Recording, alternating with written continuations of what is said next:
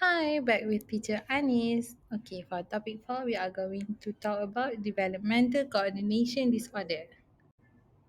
Okay, for today's topic, we are going to look at five categories. The first is the definition of DCD, and then the causes, the prevalency, the difficulties, and finally, the intervention that can be used for DCD cases.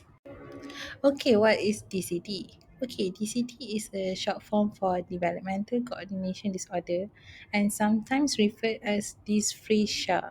It's a lifelong neurodevelopment condition that causes problems with movement and coordination. People with DCD find it difficult to coordinate their bodies to perform everyday tasks such as dressing themselves, writing neatly, catching ball, or riding a bike.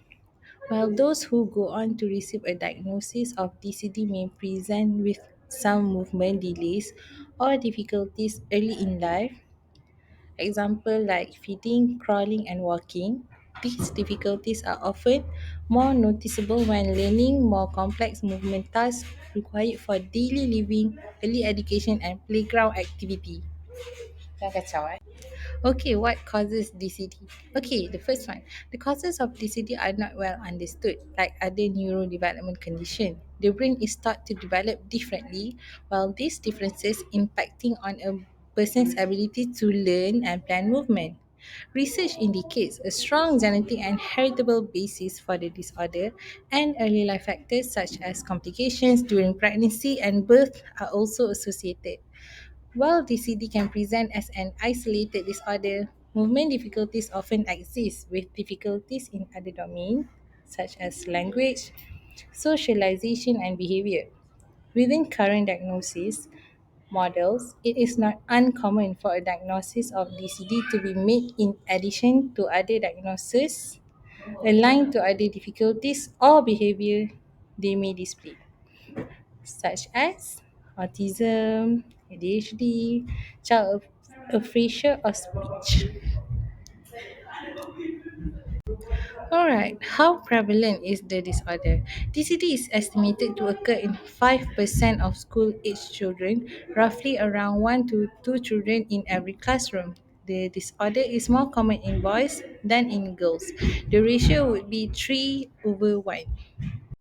Alright, what are the few difficulties experienced for DCD? The first is they have a hard time in drawing and writing, cutting with scissors, turning pages in a book, navigating desks in the classroom, dressing and putting on shoes, slower eating, walking up and down stairs, and playground and supporting activities. To elaborate more, children with DCD can present with a range of movement difficulties, including fine motor, using their hand, and gross motor, using their body, or both. Common skills that they can have trouble with at school. Okay, children with DCD typically appear uncoordinated and awkward with their movement. Their movement can be disorganized, poorly timed, slow, unstable, and sometimes rushed. Children with movement difficulties like DCD must work very hard, both physically and cognitively, to move. It usually takes them longer to accomplish tasks and they fatigue performing tasks they find difficult. Children with DCD will often show a lack of interest or avoid tasks they find difficult. They may be easily frustrated and may avoid engaging in activities with other children. They are also often excluded by their peers, particularly in the playground. Okay, six intervention that can be used for DCD cases. The first is specialized course of treatment involving with an OT. The second would be special education setting to improve handwriting. The third is physical education classes to improve general motor. And the fourth one would be physical training that allows the child to practice motor skills and motor control. The fifth is individualized therapy, focus on skills that's useful on the playground or gymnasium. And finally, The last but not least, the intervention for DCD is individualized program to help child master writing or skills related to arts and craft. As for today topic for developmental coordination disorder, that's all from me. Thank you.